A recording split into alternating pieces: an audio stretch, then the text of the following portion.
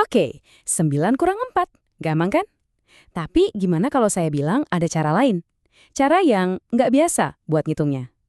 Nah, di bahasan kali ini, kita bakal bongkar soal matematika yang kelihatannya sepele ini dengan metode yang sama sekali beda. Yuk, langsung kita mulai aja. Oke, kita mulai dari yang paling dasar ya. Pertanyaannya tuh simpel banget, mungkin kedengerannya konyol buat dibahas. Tapi percayain sama saya, justru dari sinilah semua keajaibannya dimulai. Pertanyaannya, berapa sih 9 dikurangi 4? Ya pastilah 5, semua juga tahu. Tapi gini, untuk hari ini kita lupain dulu jawabannya itu apa. Kita justru mau fokus ke gimana cara kita nyampe ke jawaban itu. Tapi lewat jalan yang, sedikit memutar dan seru. Nah, buat nilai petualangan ini, kita perlu sedikit menggeser cara kita ngelihat angka. Coba deh, lupain dulu kalau 9 itu ya angka 9, dan 4 ya angka 4. Yuk, kita lihat dua angka ini dari kacamata yang beda.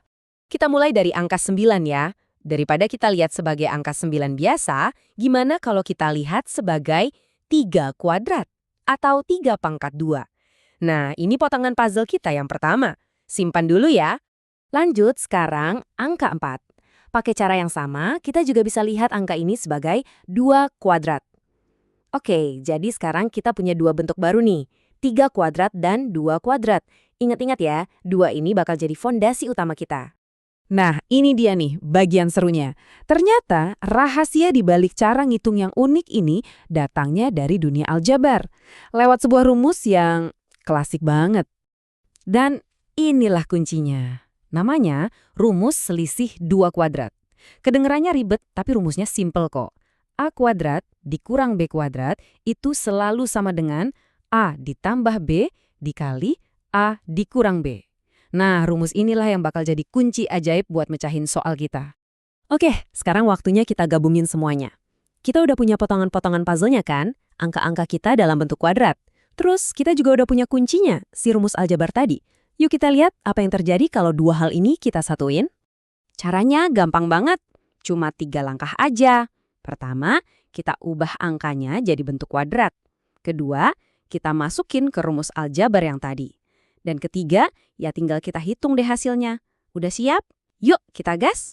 Oke, jadi soal awal kita, 9 dikurang 4, sekarang wujudnya jadi 3 kuadrat dikurang 2 kuadrat. Nah, lihat deh bentuknya sama persis kan sama rumus selisih 2 kuadrat. Di sini A-nya itu 3 dan B-nya itu 2.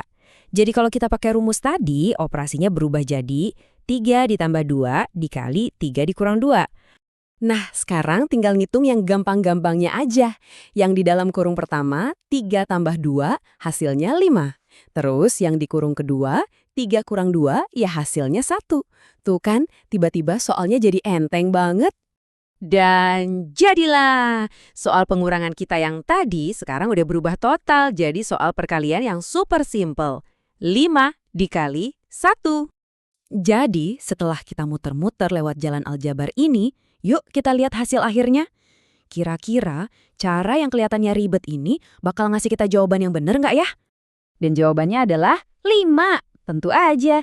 Ini bukti kalau di matematika itu sering banget ada banyak jalan menuju jawaban yang benar. Kadang-kadang jalan yang kelihatannya lebih panjang justru nunjukin ke kita keindahan yang tersembunyi di baliknya. Dan ini membawa kita ke sebuah kesimpulan yang pas banget yang terangkum dalam kutipan ini.